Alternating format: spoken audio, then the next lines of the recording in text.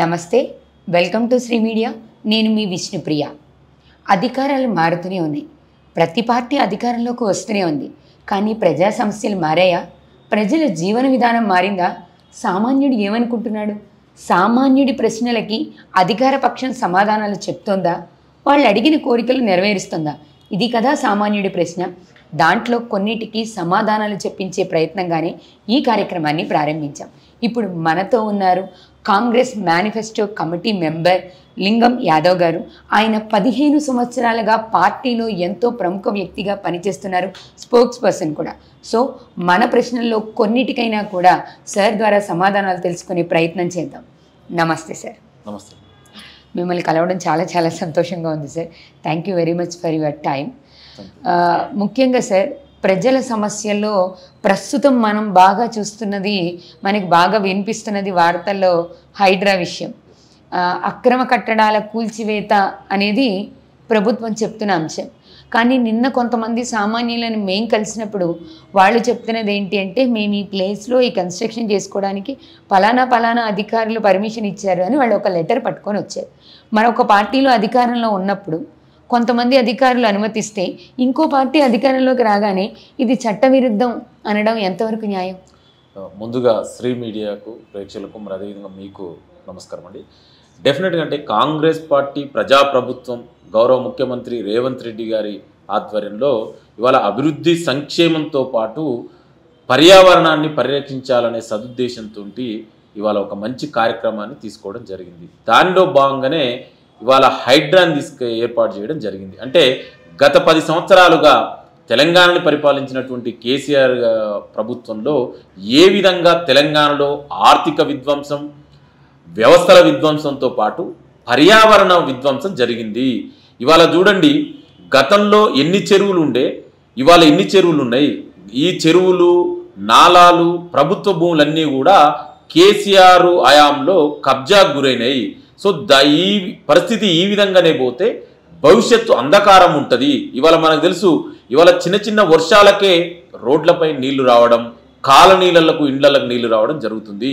ఇవాళ పర్యావరణాన్ని రక్షించవలసిన అవసరం ఎంతైనా ఉందని ఇవాళ, ఎందుకంటే హైదరాబాద్ అనేది ఇప్పటికే కంటే భవిష్యత్ తరాలకు కూడా మనం ఈ హైదరాబాద్ ఉండాలంటే ఇవాళ ఈ ప్రభుత్వ భూములని, చెరువులని రక్షించుకోవాల్సిన అవసరం ఎంతైనా ఉందని ఒక సదుద్దేశంతో ఇవాళ హైడ్రాని ఏర్పాటు చేయడం జరిగింది. ఇవాళ మీరు చూడండి, ఈ చెరువులు బడా builders, KCR, TRS, so called BRS పార్టీకి సంబంధించినటువంటి బినామీలు, వాళ్ళ పార్టీకి సంబంధించిన వ్యక్తులు. సో ఇవాళ అవి కూల్చేస్తుంటే ఇవాళ ఎవరికి వచ్చి నష్టం ఏముందండి? ఇవాళ అక్రమార్కులు కదా. ఇవాళ పర్యావరణ మరి చెప్పండి, మీరు ఈ విధంగానే జరగాలనా? అలానే కాదు కదా సార్. ఇప్పుడు ఇదే హైడ్రా ప్రాసెస్లో కొంతమంది సామాన్యులు పెన్షన్లతో కట్టుకున్న ఇళ్ళు, కొనుక్కున్న ఫ్లాట్ల దగ్గరికి కూడా ఈ హైడ్రా అనే సమస్య వచ్చింది కదా. మరి వాళ్ళు ప్రశ్నిస్తున్నారు కదా ప్రభుత్వాన్ని, మీరు ఏదేదో ఒక అగ్గిపెట్టెను కూలగొట్టేస్తామంటే ఎట్లా?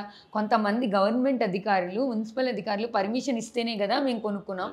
ఇప్పుడు మీకు మధ్య జరిగింది, ఒకవేళ ఆ పలానా అధికారి తప్పై ఉండొచ్చు, కానీ దానికి నేనెందుకు నష్టపోవాలని సామాన్యుడు ప్రశ్నిస్తున్నాడు కదా. అదే చెప్తున్నాండి. డెఫినెట్గా ఇవాళ 10 ఏళ్ళుగానే ఈ అక్రమాలు ఎక్కువ జరిగినాయి. ఇవాళ మీరన్నట్టు నిజంగా పేదలు ఎవరైతే, బలహీన వర్గాలు, బలహీన వర్గాలు ఎవరైతే ఇవాళ అట్లాంటి సమస్య ఏర్పడితే డెఫినెట్ కూడా ఈ ప్రభుత్వం, ఇది ప్రజా ప్రభుత్వం ఉంది, గతంలో లెక్క గడీల పాలన లెక్క కాదు. డెఫినెట్ కూడా ఈ ప్రభుత్వం ఉంది. డెఫినెట్ కూడా ఎవరైతే నిజమైన పేదలు ఉందో వాళ్ళు ఏ విధంగా ఆదుకోవాలని ఈ ప్రభుత్వం ఆలోచిస్తుంది. అయితే ఇవాళ దాన్ని బూచిగా చూపించి ఇవాళ ఈ బడా బిల్డర్సు ఎవరైతే వీళ్ళు ఇవాళ చెరువును ఆక్రమించిర్రో వాళ్ళని కూల్చేసి తప్పేందండి. ఇవాళ మీరు చూడండి, ఇవాళ పెద్ద చెరువులలో ఇవాళ ఎక్కడైనా చెరువులు ఉన్నాయండి? గతంలో ఎన్ని చెరువులు ఉండే, ఇవాళ ఎన్ని చెరువులు అయినాయి? స్వయంగా 10 ఏళ్లుగా మంత్రిగా చేసిన కేటీఆరే 111 జీవోని అతిక్రమించి బఫర్ జోన్లో కన్స్ట్రక్షన్ చేసిరు. మరి ఎవరికై ఒక మంత్రిగా చేసిన వ్యక్తికి కనీసం ఆ సోయి ఉండదండి? ఆ బాధ్యత లేకుండా ఎట్లా నిర్మాణం చేపడతారండి? ఇవాళ మనందరికీ తెలుసు, బఫర్ జోన్లో 111 జీవోలో FTLలో కన్స్ట్రక్షన్ జరగరాదు. మరి మంత్రిగా చేసిన వ్యక్తి కేటీఆర్ ఆ మాత్రం అవగాహన లేదా? మనం ఎట్లా అర్థం చేసుకోవాలి? అంటే నువ్వు 10 ఏళ్ళు నువ్వు చెయ్యని వల్లనే కదా ఇవాళ ఇది జరిగింది. ఇవాళ నువ్వు ఇదే హైడ్రాని మరి నువ్వు 10 ఏళ్ల నుంచి చేస్తే ఇవాళ ఈ పరిస్థితి వచ్చేది కాదు కదా. నీ అసమర్థత వల్ల కదా. నువ్వు దీనికి కారణం ఇవాళ చెరువుల కబ్జా కారణం ఇవాళ ప్రధానంగా కేసీఆర్ పాలననే జరిగినాయి. మీరు చూడండి, డేటా తీయండి. 2014 ముందు ఎన్ని చెరువులు ఉన్నాయి, 2014 నుంచి 2022 వరకు ఎన్ని కబ్జాకు గురైనాయి ఇవాళ చాలా స్పష్టంగా తెలుసు. అవును సార్, కబ్జాకు గురైతే ఇక్కడ రియల్ ఎస్టేట్ వాళ్ళు, బిల్డర్స్ వీళ్ళందరూ ఓకే.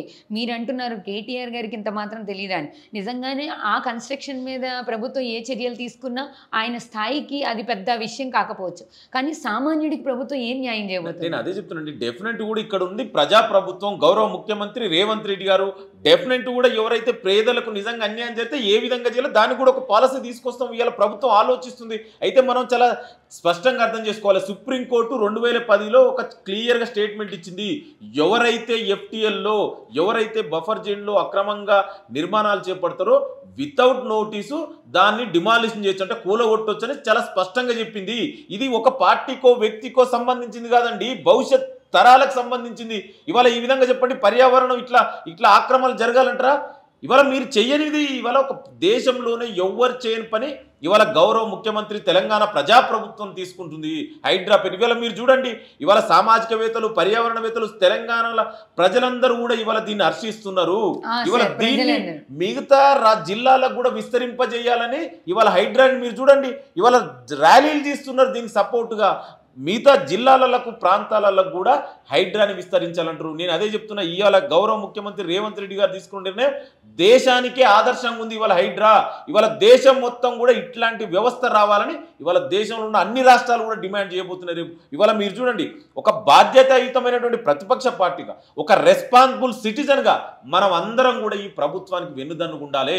ఎందుకంటే ఇది ఒక వ్యక్తికో, ఒక వ్యవస్థకో, ఒక పార్టీకో సంబంధించింది కాదు, మొత్తం మానవ మనుగడకు సంబంధించింది. దాన్ని దృష్టిలో పెట్టుకొని ఒక మంచి కార్యక్రమం తీసుకుంటున్నాం అంతే తప్ప ఇవాళ దీని మీద దయచేసి రాజకీయాలు చేయకండి. రాజకీయం కాదు సార్. ఎన్ కన్వెన్షన్ విషయానికి వస్తే మేము ఆల్రెడీ కోర్టులో పిటిషన్ పెట్టాము, స్టే తెచ్చుకున్నాము, అయినా కూడా కూల్చేశారు. ఎక్కడా చెరువుల్ని మేమేం ఆక్రమించుకోలేదని నాగార్జున గారు స్టేట్మెంట్ ఇచ్చారు కదా. ఓ పబ్లిక్లో మంచి ఫేమ్ ఉన్నటువంటి ప్రముఖ నటుడి విషయంలో అలా జరిగితే ఇప్పుడు నాగార్జున గారి ప్రశ్నకి సమాధానంగా కాంగ్రెస్ నాయకుడిగా ఏం చెప్తారు మీరు? మనం ఒకటి చాలా స్పష్టం, ఇది ప్రజాప్రభుత్వం, ఇక్కడ ప్రజాస్వామ్యబద్ధంగా రాజ్యాంగబద్ధంగా పరిపాలన జరుగుతుంది. వాళ్ళు పెద్దల పేదల అందరూ మాకు ప్రజాప్రభుత్వానికి సమానం అండి. దయచేసి మీ ఎవరిని కూడా ఎక్కువ తక్కువ చూడదు ఈ ప్రజాప్రభుత్వం. డెఫినెట్గా ఇవాళ ఎన్కన్వెన్షన్ అనేది చెరువును ఆక్రమించి కట్టిర్రు అనేది ఇవాళ మనం చెప్పడం కాదు, అందరు గతంలో కేసీఆర్ చెప్పిండు. మీరు చూడండి, కేటీఆర్ అన్నాడు గవర్నమెంట్లో కూల్చేసామని. మీరు చెయ్యని పనిని ఇవాళ మీ ప్రజాప్రభుత్వం వాళ్ళు ఎంత ఇన్ఫ్లుయెన్స్ ఉన్నారా పేదలని చూడరు. డెఫినెట్గా ఎవరైతే, అదే చెప్తున్నా, ఇంతకుముందుకే చెప్పా, సుప్రీంకోర్టు క్లియర్ గైడ్ లైన్స్ ఉన్నాయండి. వితౌట్ పర్మిషన్ వాళ్ళు ఎవరైతే ఎఫ్టీఎల్లో బఫర్ జోన్ల కన్స్ట్రక్షన్ కనుక జరిగితే వితౌట్ నోటీస్ మనం దాన్ని కూల్చేయవచ్చని చాలా స్పష్టంగా చెప్పింది. మీరు చెయ్యని 10 ఏళ్ళుగా ఈ ప్రజాప్రభుత్వం చేస్తుంది. దయచేసి దీని మీద కోడిగుడ్డు మీద ఈకలేరినట్టు మాత్రం రాజకీయాలు చేయకండి. మీకు రాజకీయాలు చేయాలనుకున్నప్పుడు ఎలక్షన్ వచ్చినప్పుడు రాజకీయాలు చేయండి, అంతే తప్ప ఒక మంచి కార్యక్రమాన్ని ఇవాళ మీరు చూడండి. ఇవాళ హైడ్రాకు మద్దతుగా, ప్రజాప్రభుత్వానికి మద్దతుగా పౌర సమాజం, తెలంగాణలోని ప్రజలందరూ కూడా ఇవాళ మద్దతుగా నిలుస్తున్నారు. మద్దతుగా నిలిచే వాళ్ళతో పాటు దీని మీద వాద ప్రతివాదం చేసే సామాన్యులు కూడా ఉన్నారు కదా సార్. ఒక్క క్షణం కూడా ఇది ప్రజల్లో నెగిటివ్గా వెళ్తుందని కానీ, ప్రజా వ్యతిరేక చర్య అవుతుందని కానీ ఎవరు ఆలోచించట్లేదా? ఇది ప్రజా వ్యతిరేక చర్య ఎట్లండి? ప్రజలు హర్షిస్తున్నారు. ఎందుకంటే ఇవాళ చెరువులు కబ్జా గురైతే నష్టపోయేది ఎవరండి? ఒక వర్గం, ఒక పార్టీ? చెప్పండి మీరు. ఇవాళ భవిష్యత్తు మన మానవ మనుగడకి అంటున్నాను. That's what I'm saying. ఇవాళ ఎకలాజికల్ ఇంబ్యాలెన్స్ జరిగింది 10 ఏళ్ళుగా తెలంగాణలో, ప్రత్యేకించి హైదరాబాద్లో. ఎక్కడ చూసినా ప్రభుత్వ భూములు కబ్జాకైనాయి, చెరువులు, నాలాలు, ఎఫ్టీఎల్, బఫర్ జోన్లు అనేది లేకుండా మొత్తం ఆక్రమించుకున్నారు. దాన్ని రక్షించవలసిన అవసరం ఎంతైనా ఉంది. నేను అదే ఒక ప్రభుత్వమే కాదు, ఒక రెస్పాన్సిబుల్ సిటిజన్ కూడా మన అందరం దీన్ని రక్షించుకోవాలి. ఎందుకంటే భవిష్యత్తు కనుక ఈ విధంగా ఇప్పుడు కనుక మనం తీసుకోకపోతే భవిష్యత్తులో చాలా ప్రమాదం ఏర్పడే ప్రమాదం ఉంది. దాన్ని దృష్టిలో పెట్టుకొని ఈ గౌరవ ముఖ్యమంత్రి రేవంత్ రెడ్డి గారు, మంత్రిమండలి అందరూ కలిసి ఒక హైడ్రాను ఏర్పాటు చేయడం జరిగింది. దీని యొక్క ఉద్దేశం ఏంటండి? చెరువులను రక్షించడం, ప్రభుత్వ భూములను రక్షించడం, నాలాలు రక్షించడం. దీంట్లో తప్పే ఉందండి? నివాసాలు కోల్పోయిన వాళ్ళకి నేను చెప్తున్నా, ఎవరైతే పేద వర్గాలు ఉన్నారో వాళ్ళ గురించి ప్రభుత్వం ఆలోచిస్తుంది డెఫినెట్. ఎందుకంటే అదే మొదటనే చెప్తున్నా, ఇది ప్రజాప్రభుత్వం, గడిల పాలనలో కాదు. గడిలో కూర్చొని ఏది పడుతుంది మాట్లాడి ఏది డిసిషన్ తీసుకట్లా కాదు. ఏదైనా కూడా ప్రజలకు అనుకూలంగా నిర్ణయాలు జరుగుతుంది. ఇవాళ చూడండి, ఇవాళ మెజార్టీ ప్రజలు దీనికి సపోర్ట్గా ఉన్నారు. ఒకరిద్దరు ఎవరైనా నష్టపోయినా ఎవరండి వాళ్ళంతా? ఇప్పుడు బిల్డర్లు ఎవరండి? బిల్డర్లు చెరువులు ఆ విధంగా ఆక్రమించుకొని చెప్పండి. మరి అందరు మీరు బీఆర్ఎస్ నాయకు విధానం ఏదని చెప్పండి. మీ 10 ఏళ్ళుగా మీరు చెయ్యలే. మీరు చెయ్యని పనిది ప్రభుత్వం చేస్తుంది. దయచేసి మన అందరం కూడా ఈ ప్రభుత్వానికి వెన్నుదనుకుందాం. ఇది ఒక మంచి కార్యక్రమము. భవిష్యత్తును దృష్టిలో పెట్టుకొని ఇవాళ ఒక్క రోజుకో ఈ సంవత్సరానికో ఇప్పటికో కాదండి, ఇది తరతరాలుగా భవిష్యత్తు గుర్తుంచుకునే విధంగా. ఎందుకంటే హైదరాబాద్ అంటేనే చెరువు లేక్, సిటీ ఆఫ్ లేక్స్ అంటారు. ఇవాళ మీరు చూడండి ఎక్కడ లేక్స్ ఉన్నాయండి, ఎక్కడ పడితే అక్కడ కబ్జా గురైనాయి. దాన్ని రక్షించుకోవాల్సిన అవసరం మనకు ఉంది కాబట్టి ఈ ప్రజాప్రభుత్వం ఆ నిర్ణయం తీసుకుంది. మీరు ఇందాక సుప్రీంకోర్టు గురించి మాట్లాడారు సార్. మన అత్యుత్తమ న్యాయస్థానం ఇది. ఆ న్యాయస్థానంలో కవిత గారికి బెయిల్ ఇచ్చిన తర్వాత కూడా మన గౌరవ ముఖ్యమంత్రి గారు బీఆర్ఎస్ వాళ్ళు బీజేపీ వాళ్ళతో కలిసిపోవడం వల్లనే కవిత గారు బయటకు వచ్చారు అని ఒక స్టేట్మెంట్ ఇచ్చారు. దానికి సుప్రీంకోర్టు వాళ్ళు ఒక వార్నింగ్ లాంటి నోటీస్ కూడా ఇచ్చారు. ఒక పదవీ బాధ్యతలో ఉన్నటువంటి ముఖ్యమంత్రి ఇలా మాట్లాడడం సరైనది కాదు అని. మరి ముఖ్యమంత్రి గారు అత్యుత్తమ పదవిలో ఉన్నటువంటి ముఖ్యమంత్రి గారు అలా మాట్లాడి ఉండకూడదు కదా. నేను ఏం చెప్తున్నా గతంలో చెప్పండి, ఇవాళ బీజేపీ బీఆర్ఎస్ ఇప్పుడు కాదండి, మొదటి నుంచి వాళ్ళు కలిసి పనిచేస్తున్నారు. ఇవాళ దానికి ప్రత్యక్ష ఉదాహరణే మొన్న అసెంబ్లీ ఎలక్షన్లో వాళ్ళిద్దరు కనుక లోపకాయ ఒప్పందం కనుక లేకుంటే కాంగ్రెస్ పార్టీ ఇంకొక 20 సీట్లు మెజార్టీ వచ్చేది. అదేవిధంగా మొన్న పార్లమెంట్ ఎలక్షన్లో మీరు చూడండి, 10 ఏళ్లుగా తెలంగాణను పరిపాలించిన బీఆర్ఎస్ పార్టీ మరి ఒక సీటు పార్లమెంట్లో ఎందుకు గెలవలేదండి? ఆ 8 చోట్ల బీఆర్ఎస్ పార్టీ డిపాజిట్ పోతే 8 చోట్ల బీజేపీ గెలిచింది. వాళ్ళిద్దరూ ఒకటైనా చాలా స్పష్టంగా అర్థమవుతుంది. నేను చెప్తాను, అక్కడికి వస్తున్నా. ఇదే బీఆర్ఎస్ పార్టీ కేంద్రంలో బీజేపీ తీసుకొచ్చినట్టు రైతుల వ్యతిరేక నల్ల చట్టాలకు సపోర్ట్ చేసింది ఇదే బీఆర్ఎస్ పార్టీ. ఇదే వైస్ ప్రెసిడెంట్ ఎలక్షన్లో వెంకయ్యనాయుడు గారికి సపోర్ట్ చేసింది బీఆర్ఎస్ పార్టీ. వాళ్ళిద్దరు ఇప్పుడు కదండి, గత 10 ఏళ్ళుగా ఏనాడైనా బీఆర్ఎస్ పార్టీ బీజేపీని ప్రశ్నించిందా? వాళ్ళిద్దరూ ఒకటే. అందుకే దాంట్లో ఒప్పందం, చీకటి ఒప్పందంలో భాగంగానే ఇవాళ కవిత గారికి బెయిల్ వచ్చిందన్నాం. దాంట్లో తప్పే ఉందండి. ఇవాళ అందరికీ తెలిసిందే కదా, మేము చెప్పడం కాదు, ముఖ్యమంత్రి నేను చెప్పడం కాదు, మొత్తం తెలంగాణ సమాజాన్ని అందరికి కూడా చాలా స్పష్టంగా అర్థమైంది. బీఆర్ఎస్ పార్టీ బీజేపీలో కలవబోతుంది. నిజంగా మీరు అన్నది నిజమైతే అసలు కవిత గారు జైల్లోకి వెళ్ళే అవకాశం ఉండదు కదా సార్. అందుకే కదా ఇవాళ జైల్లోకి వెళ్ళింది, లిక్కర్ స్కామ్ చేసిందని అందరికి తెలుసు. ఒక తెలంగాణ మహిళగా ఢిల్లీ నడివీధిలో మహిళల ఆత్మగౌరవాన్ని తాకట్టు పెట్టింది. అది ఎవరైనా చేయకూడదు. అది మహిళా పురుషుడు ఎవరైనా కూడా అట్లాంటి తప్పు చేయడం తప్పు.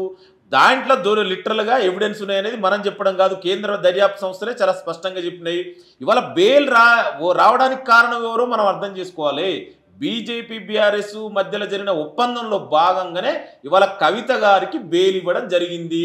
రేపో మాపో బీఆర్ఎస్ పార్టీ బీజేపీలో విలీనం కూడా జరుగుతుంది. దానికి కూడా వెయిట్ చేయండి, తొందరలోనే ఆ నిర్ణయం కూడా జరిగిపోతుంది. ఇవన్నీ సమాజం మాట్లాడడం వేరు, ముఖ్యమంత్రి గారు మాట్లాడడం వేరు కదా సార్. కోర్టు అదే చెప్తుంది కదా. సుప్రీంకోర్టు ఏం చెప్పింది? ముఖ్యమంత్రి స్థానంలో ఉన్న ఒక వ్యక్తి సుప్రీంకోర్టు నిర్ణయాన్ని తప్పు పట్టడం సరైనది కాదంటున్నారు కదా. మరి ఆ స్థానంలో ఉన్న వ్యక్తి అలా ఆలోచించి ఉండకూడదు కదా. నేను డెఫినెట్లీ అదే అంటున్నాండి. అయితే ఇవాళ గత 10 సంవత్సరాలుగా ప్రత్యేకించి నరేంద్ర మోడీ గారు ప్రధానమంత్రి అయిన తర్వాత ఈ దేశంలో రాజ్యాంగ వ్యవస్థల మీద దాడి ఏ విధంగా జరుగుతుందో మనందరికీ తెలియదు కాదు. ఏ విధంగా ఇవాళ ఈడీని, సిబిఐని, ఐటీని వాళ్ళ యొక్క స్వార్థ ప్రయోజనాల కోసం, స్వార్థ రాజకీయాల కోసం వినియోగించుకుంటారో మనందరికీ తెలియదు కాదు. సో ఆ విధంగా జరుగుతుందని మాట్లాడవచ్చు. ఇవాళ చూడండి, ఎవరి మీద ఈడీ రైడ్లు జరుగుతున్నాయండి, ఎవరి మీద ఐటీ రైడ్లు జరుగుతున్నాయండి, ఎవరి మీద సిబిఐ రైడ్లు జరుగుతున్నాయి? ఏ బీజేపీ నాయకుల మీద జరుగుతున్నాయా? అంటే బీజేపీకి వ్యతిరేకంగా మాట్లాడితే ఈడీ రైడ్లు, సిబిఐ రైడ్లు వాళ్ళ దాంట్లో జాయిన్ అయితే ఇవాళ మీరు చూడండి, ఇదే సుజనా చౌదరి, సీఎం రమేష్ వాళ్ళ పార్టీలో జాయిన్ కాక ముందుకు వాళ్ళ మీద రైడ్లు జరుగుతాయి. ఇవాళ బీజేపీలో జాయిన్ అయిన తర్వాత రైడ్లు ఉండయి. వ్యవస్థల్ని వాళ్ళు కదా నాశనం చేస్తున్నారు. అందుకే మేము అదే చెప్తున్నాం, డెఫినెట్ కూడా కాంగ్రెస్ పార్టీ భారత రాజ్యాంగాన్ని నమ్మే పార్టీ, భారత ప్రజాస్వామ్యం ప్రకారం నడుచుకునే పార్టీ. మీరు కదా దేశంలో ప్రతిపక్ష పార్టీ లేకుండా చేయాలనుకున్నది మీరు, మేము కాదు. అందుకు దాంట్లో భాగంగా మీరు వ్యవస్థలను నిర్వీర్యం చేస్తున్నారు, మీరు రాజ్యాంగ వ్యవస్థలని భ్రష్టు పట్టిస్తున్నారు, మీకు అనుకూలంగా వాడుకుంటారని చెప్తున్నాం. దాంట్లో తప్పే ఉందండి. అయితే సార్, ఇప్పుడు మీరు కాంగ్రెస్ పార్టీ గురించి మాట్లాడుతున్నారు కదా. ఇప్పుడు మన అధికారము ప్రతిపక్షం అనేది పక్కకు పెడితే ఇన్ని సంవత్సరాలుగా, గత 75 సంవత్సరాల్లో ఎక్కువ భాగం కాంగ్రెస్ ప్రభుత్వమే పరిపాలించింది కేంద్రంలో. మరి ఇన్ని సంవత్సరాల పరిపాలనలో కాంగ్రెస్ ప్రభుత్వం దేశాన్ని వెనక్కి తీసుకెళ్ళింది అని కొంతమంది యువత, పౌరులు, పార్టీలకు అతీతంగా మాట్లాడిన విషయం ఇది. మరి కొంతమంది యువత కానీ పౌరులు కానీ కాంగ్రెస్ ప్రభుత్వం దేశం మొత్తాన్ని వెనక్కి నడిపించింది, ముందుకు నడిపించలేదు అనే వాదన వినిపిస్తుంది. దానికి ఏం సమాధానం చెప్తారు? నేను దానికంటే ముందు ఫస్ట్ ఎవరైతే మాట్లాడుతారో దయచేసి వాళ్ళు నిజమైన చరిత్రను చదువుకోవాలని నేను ఒకసారి విజ్ఞప్తి చేస్తున్నా. దయచేసి బీజేపీ, ఆర్ఎస్ఎస్ లేదా బీఆర్ఎస్ పార్టీ వాట్సాప్ యూనివర్సిటీల చరిత్ర చదవకండి. అది చరిత్ర కాదు. వాట్సాప్ యూనివర్సిటీలో సర్క్యులేట్ అయ్యేదే చరిత్ర కాదు. మీరు నిజమైన దేశ చరిత్ర చదువుకోండి. ఆనాడు స్వాతంత్రం వచ్చినప్పుడు ఈ దేశ పరిస్థితి ఏందండి? ఈ దేశ పరిస్థితి ఏంది? ఈ దేశంలో లిటరసీ ఎంత ఉండే ఆనాడు? వ్యవసాయ రంగ పరిస్థితి ఏంది? ఇవాళ ఈ దేశాన్ని ఎకనామిక్స్ రిఫార్మ్ తీసుకొచ్చి, ఇండస్ట్రియల్ రిఫార్మ్ తీసుకొచ్చి, గ్రీన్ రెవల్యూషన్ తీసుకొచ్చి ఈ దేశాన్ని ప్రపంచంలోనే బలమైన ఆర్థిక వ్యవస్థగా నిలబడింది కాంగ్రెస్ పార్టీ. ఇవాళ చరిత్ర మర్చిపోతారా అండి? ఇవాళ చూడండి, బీజేపీ వేగంగా ప్రచారం చేయడంలో దిట్ట, అందులో అందరూ ఒప్పుకోవాల్సిందే. వాట్సాప్ యూనివర్సిటీల ద్వారా అబద్ధాలు ప్రచారం చేస్తారు, వాళ్ళకి తెలిసింది అది ఒకటే. కానీ ఇవాళ దేశ పరిస్థితి ఏందండి? ఇవాళ బలమైన ఆర్థిక వ్యవస్థగా నిలబడింది అంటే అది కాంగ్రెస్ పార్టీ కదా. గ్రీన్ రెవల్యూషన్ తీసుకొచ్చింది కాంగ్రెస్ పార్టీ కదా. ఐటీ ఇన్ఫర్మేషన్ టెక్నాలజీ తీసుకొచ్చింది కాంగ్రెస్ పార్టీ కదా. గత 10 సంవత్సరాలుగా పరిపాలన జరుగుతుంది బీజేపీ దగ్గర. అదే చెప్తున్నా, 10 సంవత్సరాలకు ముందే ఈ దేశం బలీయమైన శక్తి కదా. ఇవాళ ఇవి చూడండి, ఈ దేశంలో ఐఐటీలు, ఐఎంలు, సెంట్రల్ యూనివర్సిటీలు ఎవరి ఆధ్వర్యంలో ఏర్పడిందండి? ఇవాళ ఎవరు ఇస్రో ఇవన్నీ ఎప్పుడు ఏర్పడ్డాయండి? ఎవరు తీసుకొచ్చిరండి? దయచేసి వేగంగా ప్రచారాలు చేయకండి, నిజమైన చరిత్రను చదువుకోండి. ఇవాళ మీరు ప్రజాస్వామ్య పునాదులు ఈ దేశంలో స్ట్రాంగ్ ఉన్నాయి, మరి పక్క దేశాల్లో ఎక్కడైనా ఉన్నాయని చూడండి. ఈ ప్రజాస్వామ్య పునాదులు ఇంత స్ట్రాంగ్ ఉండడానికి కారణం కాంగ్రెస్ పార్టీ కదా. ఇవాళ రాజ్యాంగ వ్యవస్థ ఇంత స్ట్రాంగ్గా బలీయంగా నిలబడుతుందంటే ఇవాళ కాంగ్రెస్ పార్టీ కదా. ఇవాళ కాంగ్రెస్ పార్టీ ద్వారానే కదా మీరు ఇంత స్వేచ్ఛగా ఉన్నది. ఇవాళ బయట ఇతర దేశాలను చూడండి, ఇతర దేశాల పాకిస్తాన్ పరిస్థితి ఏంది చూడండి, బంగ్లాదేశ్ పరిస్థితి చూడండి. ఇవాళ ఇంత స్ట్రాంగ్ ఉందంటే దీనికి కారణం కాంగ్రెస్ పార్టీ. మీరు నిన్నగాక మొన్న వచ్చి మీరే ఐటీని ఆ రోజు వ్యతిరేకించింది, మీరే ఆ రోజు ఎకనామిక్స్ రిఫార్మ్ వ్యతిరేకించింది, మీరు ఇవాళ మాట్లాడతారా అండి? ఇవాళ బీజేపీ నరేంద్ర మోడీ గురించి మాట్లాడుతారు. వాళ్ళు అసలు బీజేపీ పార్టీ కదా. ఆనాడు స్వర్గీయ ప్రధాని రాజీవ్ గాంధీ గారు ఐటీ ఇన్ఫర్మేషన్ టెక్నాలజీని తీసుకొస్తే ఈ దేశానికి ఎడ్ల బండి మీద బుల్లకట్టు మీద పార్లమెంట్కి వెళ్ళి ఆపోజ్ చేసిన పార్టీ బీజేపీ పార్టీ. మళ్ళీ ఎంత నిస్సిగ్గుగా మీరు మాట్లాడతారండి? మీరు అసలు మీరు ఈ దేశానికి ఏం చేసినో చెప్పండి. దేశ స్వాతంత్ర ఉద్యమంలో 4 ప్రాణాలు పోయినా చెప్పండి. మీరు దేశ స్వాతంత్ర ఉద్యమంలో పాల్గొన్నారో చెప్పండి. అసలు మీ రోల్ ఏంది స్వాతంత్ర ఉద్యమంలో? కానీ ఉద్యమం కాంగ్రెస్ ఒకటి కాదు కదా సార్. ఉద్యమం తర్వాత కదా కాంగ్రెస్ పార్టీని మనం బలోపేతం చేసింది. ఈ 10 సంవత్సరాల్లో వాళ్ళైతే వాళ్ళ అభివృద్ధిని చూపించారు కదా. ప్రతిసారి మీరు దాని మీద మతతత్వ పార్టీ అని ఒక ముద్ర వేయడం తప్పితే ఈ 10 ఏళ్లలో ప్రతిపక్షంగా కేంద్రంలో కాంగ్రెస్ ఏం చేసింది? ఎస్, మీరు చాలా రైట్ క్వశ్చన్ అడిగారు. డెఫినెట్ కూడా కాంగ్రెస్ పార్టీ ప్రజాస్వామ్యం నమ్మే పార్టీ. ఒక ప్రధాన ప్రతిపక్షంగా ఇవాళ గత 2 సార్లు మాకు ప్రిన్సిపల్ ఆపోజిషన్ స్టేటస్ మీ దక్కలేదు, బీజేపీ పార్టీ ఇవ్వలేదు. ఇవాళ ప్రధాన ప్రతిపక్ష పార్టీగా రాహుల్ గాంధీ గారి ప్రతిపక్ష నాయకుడి హోదాలో ఇవాళ పార్లమెంట్లో మన్న సెషన్స్ చూస్తే మీకు చాలా స్పష్టంగా అర్థమవుతుంది. 10 ఏళ్లుగా దేశంలో ప్రతిపక్ష పార్టీలను, ప్రాంతీయ పార్టీలు లేకుండా చేయాలనుకున్న పార్టీ బీజేపీ పార్టీ. ఇవాళ చూసిరు ఏ పార్టీలు ఏ విధంగా మహారాష్ట్రలో షిండే ఎగదోసింది ఎవరు, మధ్యప్రదేశ్లో, కర్ణాటకలో, గోవాలో, మణిపూర్లో ఎలక్ట్ అయిన ప్రభుత్వాల్ని డే లైట్లో మర్డర్ చేసింది ఎవరండి? ఈ బీజేపీ నాయకులు కదా. ఇవాళ చూడు, ఎలక్ట్ అయిన మహారాష్ట్రలో షిండేని ఎగదోసింది ఎవరు? అంటే వాళ్ళ ప్రజాస్వామ్యం మీద నమ్మకం లేదు, రాజ్యాంగం మీద నమ్మకం లేదు, అసలు ప్రతిపక్ష పార్టీలే వద్దనుకున్న పార్టీలు. మరి కాంగ్రెస్ పార్టీ ఇన్నేళ్లుగా ప్రతిపక్ష పార్టీలు ఉండొద్దు అనుకుంటే ఈ పార్టీలు ఉండేదండి? చెప్పండి, మీరు చెప్పండి. ఇవాళ మీరే అన్నారు 2 సంవత్సరాలు కాంగ్రెస్ రూల్ చేసింది. మరి కాంగ్రెస్ కూడా ఈ విధంగా అనుకుంటూ ఉండేదా? That is the difference between Congress and BJP party. ఇవాళ ఎంతసేపు దేశ సంపద అంతా ఎవరు పరమవుతుందండి? ఒకనాడు మనం అనుకున్నాం చిన్నప్పుడు బ్రిటిష్ ఈస్ట్ ఇండియా కంపెనీ, ఇవాళ ఏం జరుగుతుందండి? వెస్ట్ ఇండియా కంపెనీ వచ్చినాయి. ఏంటివయ్యి? ఆదాని, అంబానీ కంపెనీలు. ఇవాళ దేశ సంపద అంతా కూడా అంబానీ, ఆదానిలే పరం చేస్తున్నారు. ఇవాళ చూడండి, ఏనాడైనా వీళ్ళు ప్రజా సమస్యల గురించి మాట్లాడినా ప్రధానమంత్రి? ఇవాళ మణిపూర్ సంవత్సరం పైగా మంటల్లో తగలబడుతుంటే మహిళని వివస్త్రణ చేసి నడివీధుల్లో ఊరేగిస్తుంటే మరి ఎక్కడ పోయిందండి ఈ దేశ ప్రధాని? ఎందుకు మాట్లాడండి? దేశ ప్రధాని ఏమైందండి? ఎందుకు మాట్లాడు? ఈ దేశంలో కదా, మణిపూర్ ఈ దేశంలో కదా, మరి ఎందుకు మాట్లాడే? ఇట్లాంటి వ్యవస్థలు. రైతులు ఈ దేశంలో మీరు చూడండి, రైతులకు వ్యతిరేకంగా నల్ల చట్టాలు తీసుకొచ్చి రైతులు ఢిల్లీ సరిహద్దుల్లో సంవత్సరం పైగా చలిలో, ఎండల్లో, మంట అక్కడ పోరాడుతుంటే మరి ఏనాడైనా ప్రధాని స్పందించిండండి? మరి ఏ విషయాలలో ప్రధాని స్పందిస్తాడు? మరి ఎందుకు స్పందించడు? ప్రతిపక్షంగా వాళ్ళని ఎంత సమర్థించారు సార్? ఇప్పుడు డెఫినెట్ కూడా ప్రతి సమస్యలోనూ ప్రతిపక్షంగా మీ పాత్ర ఎంతవరకు పోషించారు? డెఫినెట్ కూడా కాంగ్రెస్ పార్టీ 100% 100 ప్రతిపక్ష పాత్ర పోషించి, మీరు చూడండి మణిపూర్ గురించి మా నాయకుడు రాహుల్ గాంధీ గారు వెళ్ళారు మాట్లాడడం, జేపీసీని అలా చేయండి, ప్రధానమంత్రి గారు మీరు అక్కడ మణిపూర్ పర్యటించండి. ఎన్నిసార్లు చెప్పినా ఈ ప్రధాని ఎంతసేపు మన్ కీ బాత్ మాట్లాడతాం, మణిపూర్ కా బాత్ అభి తక్ ఒక్కసారి కూడా మాట్లాడలే. అట్లాంటి ప్రధాని మరి ఆయన డెఫినెట్ కూడా మేము అదే చెప్తున్నాం. ఇవాళ మీరు చూడండి 10 ఏళ్లుగా అసలు వ్యవస్థలన్నింటి కూడా నిర్వీర్యం చేసినటువంటి ప్రధాని నరేంద్ర మోడీ. ఇవాళ ప్రతిపక్ష పార్టీలు, ప్రాంతీయ పార్టీలు, ప్రతిపక్ష పార్టీలు మల్లికార్జున ఖర్గే గారి నాయకత్వంలో, రాహుల్ గాంధీ గారి నాయకత్వంలో ఇవాళ చాలా స్ట్రాంగ్ ఉన్నాయి. ఇవాళ మన పార్లమెంట్లో ఏ విధంగా జరిగిందో మన అందరికీ తెలుసు. అందుకే ఆప్కి బార్ 400 బార్ అన్నారు. ఇవాళ ఏమొచ్చిందండి, 240 సీట్లు వచ్చినాయి. అందుకే ఇవాళ ప్రతిపక్ష పార్టీలు, కాంగ్రెస్ పార్టీలు ఆ అంత పాత్ర పోషించడం వల్లనే కదా నీకు గతంలోకి వచ్చిన సీట్లు కూడా రాలే.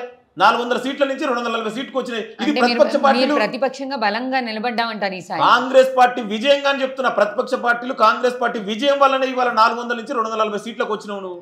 సరే ఇప్పుడు మీరు కేంద్రంలో మీ పాత్రని ఒక ప్రతిపక్ష పార్టీగా, అక్కడ అధికారం లేదు కాబట్టి ప్రతిపక్ష పార్టీగా చాలా బలోపేతంగా నడిపిస్తున్నారు అనేది మీ వాదన. మనం రాష్ట్రం విషయానికి వస్తే, రాష్ట్రంలో భవిష్యత్తులో ఏం చేయబోతున్నారు? యువత ప్రశ్నిస్తున్నారు. అధికారంలోకి వచ్చి 9 నెలలు, దాదాపు 9 నెలలు అయిపోతుంది. ఈ 9 నెలల్లో ఇస్తానన్న ఉద్యోగాలు ఏమి, మహిళలకి చేస్తానన్నటువంటి హామీల పథకాల గురించి ఏం మాట్లాడట్లేదు. వైట్ రేషన్ కార్డులు ఇస్తామన్నారు, ఇవ్వలేదని ప్రతిపక్షంతో సహా కొంతమంది యువత కూడా ప్రశ్నిస్తున్నారు. వీళ్ళు అడుగుతున్నటువంటి ప్రశ్నలకి సమాధానం ఏం చెప్తారు? డెఫినెట్గా అండి, కాంగ్రెస్ ప్రజాప్రభుత్వం ఏర్పడిన తర్వాత గౌరవనీయ ముఖ్యమంత్రి రేవంత్ రెడ్డి గారి ఆధ్వర్యంలో మేము ఏదైతే మేనిఫెస్టోలో, ఆనాడు మేనిఫెస్టో కమిటీ మెంబర్గా మా చైర్మన్ శ్రీధర్ బాబు గారి ఆధ్వర్యంలో ఏదైతే మేనిఫెస్టోలో పెట్టినా ప్రతిదీ కూడా ఇంప్లిమెంట్ చేస్తామని చాలా స్పష్టంగా ముఖ్యమంత్రి గారు చెప్పారు. అదే చెప్తున్నా, 6 గ్యారెంటీలు 5 గ్యారెంటీలు ఇంప్లిమెంట్ చేశాం. ఇవాళ మీరు చూడండి, ఈ ప్రభుత్వం ఏర్పడిన తర్వాత చెప్తున్నా కేటీఆర్ గా, బహుశా అదే చెప్తున్నా, కేటీఆర్ గారు తెలియకపోతే నేను చెప్తున్నా ఇప్పుడు మళ్ళీ ఒకసారి నేను చేసుకో. ఇవాళ మహిళలకు ఉచిత బస్సు ప్రయాణం అందట్లేదా చెప్పానండి. ఎందుకంటే కేసీఆర్ ఫ్యామిలీలో ఎవరు కూడా బస్సులు ఎక్కరు కాబట్టి, బస్సులలో తిరగరు కాబట్టి బహుశా వాళ్ళకి తెలియదేమో. వాళ్ళ కవిత గారు జైలు నుంచి వచ్చి ఒకసారి బస్సులో ప్రయాణం చేయమనండి, మహిళలు ఎంత సంతోషంగా ఉన్నారు, వాళ్ళ ఆర్థిక స్వాలంబన వస్తుంది. ఇవాళ మహిళలు ఒక సొంతగా కాళ్ళ మీద నిలబడడానికి ఇవాళ ఉచిత బస్సు ప్రయాణం అనేది చాలా ఉపయోగపడుతుంది. అదేవిధంగా గ్యాస్ 500 రూపాయలకే. ఇవాళ గతంలో గ్యాస్ బీజేపీ వచ్చిన తర్వాత ఎంత అయిందండి? ఇవాళ ఒంటింట్లో పోవాలంటే కన్నీళ్ళు వచ్చేది. ఇవాళ కాంగ్రెస్ ప్రజాప్రభుత్వం వచ్చిన తర్వాత 500 రూపాయలకి గ్యాస్, 200 యూనిట్ల వరకు, 250 యూనిట్ల వరకు ఇవాళ ఉచిత విద్యుత్ ఇస్తున్నాం. అదేవిధంగా రాజీవ్ ఆరోగ్యశ్రీ 10 లక్షల వరకు, ఇందిరమ్మ ఇల్లు మననే స్టార్ట్ అయినాం. డెఫినెట్ కూడా వాళ్ళ కాంగ్రెస్ పార్టీ వచ్చి అధికారంలోకి వచ్చి 2 నెలల తర్వాత ఇవాళ model code of parliament election రావడం వల్ల 3 నెలలు మోడల్ కోడ్ ఆఫ్లో పోయింది దాదాపు. డెఫినెట్ కూడా ఇవాళ ప్రజాప్రభుత్వం అన్న ఏదైతే ఇవాళ మననే రుణమాఫీ చేసాం, రైతు భరోసా కార్యక్రమం ఇచ్చినాం. అదేవిధంగా వచ్చిన ఈ ప్రభుత్వం వచ్చిన ఇమ్మీడియట్గానే 30,000 ఉద్యోగాలు ఇచ్చాం. మళ్ళీ నోటిఫికేషన్ వేసాం. గ్రూప్ 1 సక్సెస్ఫుల్గా కంప్లీట్ చేసాం. ఇవాళ మెగా డిఎస్సీ చేసాం. మీరు 10 ఏళ్లలో ఎన్ని ఉద్యోగాలు ఇచ్చారండి? మీరు గ్రూప్ 1 ఎగ్జామ్నే మొత్తం కూడా టీఎస్పీఎస్ 16 పేపర్ లీకేజ్ అయినాయి. మీ ఒక గ్రూప్ 1నే 2 సార్లు పేపర్ లీకేజ్ అయింది. మేము చాలా సక్సెస్ఫుల్గా కంప్లీట్ చేసాం. అది మా నిబద్ధత. ఇవాళ ఇంకా కూడా నోటిఫికేషన్ వస్తున్నాయి. ఇవాళ జాబ్ క్యాలెండర్ మీరు ఏనాడని వేసారా? ఇవాళ జాబ్ క్యాలెండర్ వేసాం. డెఫినెట్ కూడా ఏదైతే కాంగ్రెస్ పార్టీ హామీ ఇచ్చిందో ప్రతి హామీని కూడా అమలు చేసి తీరుతామని ఇవాళ ముఖ్యమంత్రి, మంత్రి కూడా చాలా స్పష్టంగా చెప్పారు. ఇవాళ విద్యార్థులు, యువతంతా కూడా కాంగ్రెస్ పార్టీ ప్రభుత్వం తీసుకున్న నిర్ణయాలను హర్షిస్తున్నారు, స్వాగతిస్తున్నారు. నేను ఒక చిన్న ఉదాహరణ చెప్తా. మీరు 10 ఏళ్లుగా ఏనాడైనా ఉద్యోగాల గురించి మాట్లాడరండి? ఇక్కడే పక్కనే అశోక్ నగర్లో ప్రవళిక అనే అమ్మాయి ఆత్మహత్య చేసుకుంటే ఉద్యోగం రాలేదని ఏం చేసిరండి? క్యారెక్టర్ అసైన్ చేసిరు. ఇంత దుర్మార్గులు మీరు ఎంత బాధపడతారండి తల్లిదండ్రులు? ఒక అమ్మాయి ఉద్యోగం రాలేదని ఆత్మహత్య చేసుకుంటే క్యారెక్టర్ అసైన్ చేసినటువంటి చరిత్ర మీది. మీరా అండి మాట్లాడేది? మీకు మాట్లాడడానికి కనీసం నైతిక హక్కు ఉందండి? ఇవాళ చూద్దాం, యూనివర్సిటీలో పోదాం. ఒక్క నోటిఫికేషన్ వేసిరండి, ఒక గ్రూప్ 1 నోటిఫికేషన్ వేసిరా మీరు సక్సెస్ఫుల్గా? ఒక యూనివర్సిటీ నోటిఫికేషన్ జేఎల్ వేసిరా, డిఎల్ వేసిరా, డిఎస్సీ వేసిరా? మీరు ఏమి చెయ్యండి. ఈ ప్రజాప్రభుత్వం వచ్చిన తర్వాత ఇవాళ 8 నెలలు ఇన్ని ఉద్యోగాలు, ఇన్ని సంక్షేమ కార్యక్రమాలు, ఇన్ని అభివృద్ధి కార్యక్రమాలు, ఇన్ని పెట్టుబడులు తీసుకొచ్చి ఇవాళ హైదరాబాద్, తెలంగాణని ప్రపంచంలోనే, తెలంగాణ భారతదేశానికి ఒక మోడల్గా తీర్చిదిద్దినటువంటి ఘనత కాంగ్రెస్ ప్రజాప్రభుత్వం ఉంది. మీరు యువత గురించి మాట్లాడారు కదా సార్, ఇప్పుడు ఆ యువత వైపు నుంచి మాట్లాడదాం. మాకు మీరు ఇందాక ఉచిత బస్సు అన్నారు, దీంట్లో యువతలో ఉన్నటువంటి మహిళలు కూడా చెప్తున్న విషయం, ఎందుకంటే ఈ యువతే భవిష్యత్ తరాలకి ఆధారం కాబట్టి యువత అడుగుతున్నారు, మాకు ఈ ఉచిత బస్సులు ఉచిత పథకాలు ఇవేమీ అక్కర్లేదు, మాకు కేవలం విద్య వైద్యం ఉచితంగా ఇవ్వండి, ఉద్యోగాలు చేసే అవకాశాన్ని కల్పించండి అని అడుగుతున్నారు. ప్రతి ప్రభుత్వాన్ని కూడా యువత ఇదే ప్రశ్నిస్తుంది. యువత వైపు నుంచి మీరు ఏం చేయబోతున్నారు? డెఫినెట్గా దానికి అనుగుణంగానే ఇవాళ గౌరవ ముఖ్యమంత్రి రేవంత్ రెడ్డి గారు, IT industry minister Sridhar Babu గారు ఇవాళ స్కిల్ యూనివర్సిటీ ఏర్పాటు చేయడం జరుగుతుంది. అంటే మన యువత కూడా ప్రపంచ వేదికల మీద పోటీ పడాలి, ప్రపంచ కంపెనీలతో పోటీ పడే విధంగా వాళ్ళని తీర్చిదిద్దాలని ఒక మంచి ఉద్దేశంతో ఇవాళ స్కిల్ యూనివర్సిటీ ఏర్పాటు చేయడం జరుగుతుంది. దీని ద్వారా మన యువతకు అక్కడ స్కిల్ నేర్పించడం జరుగుతుంది. ఇట్లాంటి మంచి కార్యక్రమాలు తీసుకుంటున్నాం. అదేవిధంగా వాళ్ళకు భవిష్యత్తులో ఏ విధంగా కావాలి, ఏ విధంగా ఇవాళ గవర్నమెంట్ స్కూళ్ళని బలోపేతం చేయాలి, యూనివర్సిటీలని కాలేజీలని బలోపేతం చేయాలి. ఇవాళ మీరు చూసిరు, గత 10 ఏళ్లుగా ఏనాడైనా యూనివర్సిటీలు పట్టించుకురండి.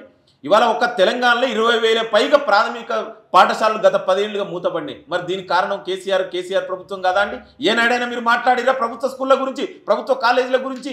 మీరు అంతెందుకంటే తెలంగాణ ఉద్యమంలో కొట్లాడినటువంటి ఉస్మానియా కాకతీయ యూనివర్సిటీ పరిస్థితి ఏందండి? ఇవాళ అక్కడ చూడండి, వెళ్ళండి, మీరు ఏనాడైనా పట్టించుకోండి. మీరు చెయ్యని పని ఇవాళ ప్రజాప్రభుత్వం ఒక మంచి సదుద్దేశంతో ఏ విధంగా తెలంగాణ విద్యార్థులని ఇవాళ ప్రపంచ రంగంలో పోటీగా నిలబడాలి, వాళ్ళని ఆ విధంగా తీర్చిదిద్దాలని ఒక సదుద్దేశంతో ఇవాళ ఈ ప్రభుత్వం ముందుకెళ్తుంది. డెఫినెట్గా మీరు చూడండి, ఇవాళ మీరు చెయ్యని 10 ఏళ్ల పని ఈ ప్రభుత్వం చేస్తుంది. రాబోయే రోజులలో తెలంగాణ దేశానికి ఒక ఆదర్శ రాష్ట్రంగా తీర్చిదిద్దాలని సంకల్పంతో ఇవాళ గౌరవ ముఖ్యమంత్రి మంత్రిమండలి 18 గంటల పైగా ఇవాళ పనిచేస్తున్నారు. ఇవాళ తెలంగాణలో ఒక స్వేచ్ఛాయుత వాతావరణం ఉంది, ఒక ప్రజాస్వామ్య వాతావరణం ఉంది. ఎవరికి ఏ సమస్య ఉన్నా ఇవాళ మంత్రుల్ని, ముఖ్యమంత్రిని ఎల్లవేళ్ళ అందుబాటులో ఉన్నారు, కలుసుకోవచ్చు. గతంలో ఏనాడైనా జరిగిందండి? అసలు ఏనాడైనా సెక్రటరీలకు వచ్చిందని ముఖ్యమంత్రి? మంత్రులను కలుసుకురండి, ప్రజలను కలుసుకురండి. ఏనాడైనా కనీసం వాళ్ళ మంత్రులనే అపాయింట్మెంట్ ఇవ్వలే కదా, వాళ్ళు ఇవాళ మాట్లాడితే ఎట్లండి? మీరు ఫైనల్గా రాబోయే కాలంలో రాష్ట్ర సామాన్యుడికి, మీరు కింద వర్గాల వాళ్ళకి పై వర్గాల వాళ్ళకి కాదు సార్, మధ్యతరగతి వర్గం వాళ్ళకి ఈ ప్రభుత్వం ఏం చేయబోతుందో చెప్పండి.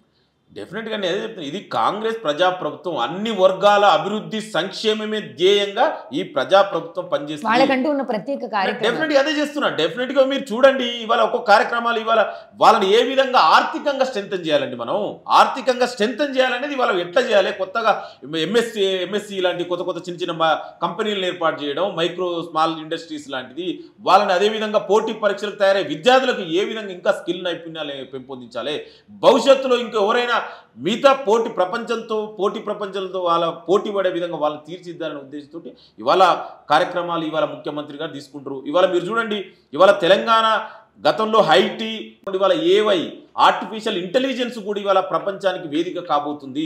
దాని ద్వారా కూడా మన విద్య ఇక్కడ యువతకు ఉద్యోగాలు రావాలని మీరు చూసిరు. మొన్ననే అమెరికా వెళ్ళి దాదాపు 40,000 కోట్ల పెట్టుబడులు తీసుకొని, గతంలో దావోస్కి వెళ్ళి 40,000 కోట్ల పెట్టుబడులతో ఇవాళ అంటే హైదరాబాదు తెలంగాణ యువతకు మనం ప్రపంచంలో ఉన్నటువంటి అన్ని కంపెనీలు కూడా ఎస్టాబ్లిష్ చేయండి. మీరు ఏ విధంగా అయినా ఈ ప్రభుత్వం ముందుకుంటుంది, ఇక్కడ ఉన్నటువంటి యువతకు విద్యార్థులకు ఉద్యోగాలు రావాలనే ఒక మంచి ఉద్దేశంతో ఇవాళ ప్రజాప్రభుత్వం ముందుకెళ్తుంది. మీలేక ఎక్కడ పబ్లిసిటీ చేసుకోలేదు. మీరు 10 ఏళ్ళుగా మరి ఎన్ని కంపెనీలు తీసుకొచ్చారండి, ఎన్ని ఎస్టాబ్లిష్ చేసుకొచ్చారండి, ఎన్ని కంపెనీలు తీసుకొచ్చారు? ఎస్, ప్రజాప్రభుత్వం ఏర్పడిన తర్వాత మేము అదే చెప్తున్నాం అండి. దావోస్కి 30-40,000 కోట్ల పెట్టుబడి, మన అమెరికా సౌత్ కొరియా తీసుకొచ్చి 40,000 కోట్ల పెట్టుబడులు తీసుకొచ్చినాం. ఇవాళ కంపెనీలు ఆల్రెడీ ఇక్కడ స్టార్ట్ అయితే వెయిట్ చేయండి. మీ 10 ఏళ్ళ మీరు తీసుకొచ్చి ఎస్టాబ్లిష్ చేసిన కంపెనీలు చెప్పండి. మీ లెక్క కేటీఆర్ లెక్క పబ్లిసిటీ చేసుకోవడమే కాదు, మేము ఇవాళ ఇక్కడ ఉన్నట్టు ఒక ఏబుల్ గవర్నమెంట్ ఉంది, ఒక సెక్యూర్ సేఫ్ గవర్నమెంట్ ఉంది, ఒక ఏబుల్ లీడర్షిప్ ఉంది ఇక్కడ. డెఫినెట్ కూడా ఇది ఇవాళ తెలంగాణ కాదండి, నేను అదే చెప్తున్నా, మొత్తం దేశానికే ఒక ఆదర్శ రాష్ట్రంగా ఇవాళ హైదరాబాద్ తెలంగాణ నిలవబోతుంది. ఇవాళ ప్రపంచం మొత్తం కూడా హైదరాబాద్ వైపు చూస్తున్నారు. ఈ ప్రభుత్వం తీసుకుంటున్నటువంటి నిర్ణయాలు నేను అదే చెప్తున్నా, ఒక అభివృద్ధి సంక్షేమంతో పర్యావరణాన్ని ఇవాళ ఏ ప్రభుత్వం అయినా మరి ఇన్ని రోజుల నుంచి తీసుకుందండి? ఏనాడైనా పర్యావరణం గురించి వాళ్ళు మాట్లాడిరా?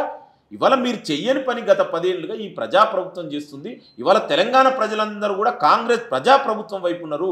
అందుకే ఇవాళ మీరు చూడండి, మొన్న 10 ఏళ్ళుగా పరిపాలించినటువంటి కేసీఆర్ పార్టీకి మన పార్లమెంట్ ఎలక్షన్ ఎన్ని సీట్లు వచ్చినాయో దానికి బెస్ట్ ఎగ్జాంపుల్ మీ యొక్క పనితీరు ఆ విధంగా ఉంది. ఇప్పటికైనా మీరు కన్స్ట్రక్టివ్ క్రిటిసిజం చేయండి.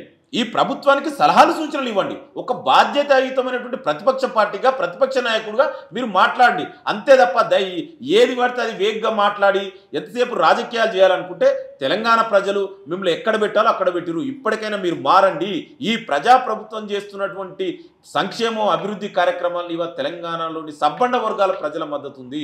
ఇంకా కూడా భవిష్యత్తులో తెలంగాణని ఏ విధంగా ముందుకు తీసుకెళ్లాలని నిరంతరం ఆలోచిస్తున్నటువంటి ప్రభుత్వం కాంగ్రెస్ ప్రజాప్రభుత్వం, గౌరవ ముఖ్యమంత్రి రేవంత్ రెడ్డి గారు. Thank you sir, thank you very much. మీరు చెప్పినట్టు నిజంగానే మధ్యతరగతి వాళ్ళకి, యువతకి భవిష్యత్తులో ఈ ప్రభుత్వం ద్వారా మంచి జరగాలి, వాళ్ళు కూడా ఉన్నత స్థాయికి రావాలి. ఇది కేవలం అంటే ప్రజల వైపు నుంచి, పార్టీలకు అతీతంగా ప్రజలకు మేలు జరిగేలా ఉంటే ఈ ప్రభుత్వం, అప్పుడు ప్రజలందరూ కూడా ఈ ప్రభుత్వాన్ని సపోర్ట్ చేస్తారని మేము కూడా కోరుకుంటున్నాం sir. Thank you very much sir. చూశారు కదా, ప్రజా సమస్యల్లో కొన్నిటి గురించి అయినా చర్చించే ప్రయత్నం చేశాం, కానీ ఖచ్చితమైనటువంటి పరిష్కారాలు ఈ ప్రభుత్వం ప్రజా సమస్యలపైన చూపిస్తుంది అని తెలియజేశారు. చూద్దాం భవిష్యత్తు కాలంలో ప్రజలు ఎటువైపు మాట్లాడతారు, వాళ్ళ సమస్యలు ఎటు తీరుతాయి, ఎలా రానున్నాయి అనే విషయాన్ని భవిష్యత్తే చెప్పాలి. మరో అతిథితో మళ్ళీ కలుద్దాం. నమస్తే.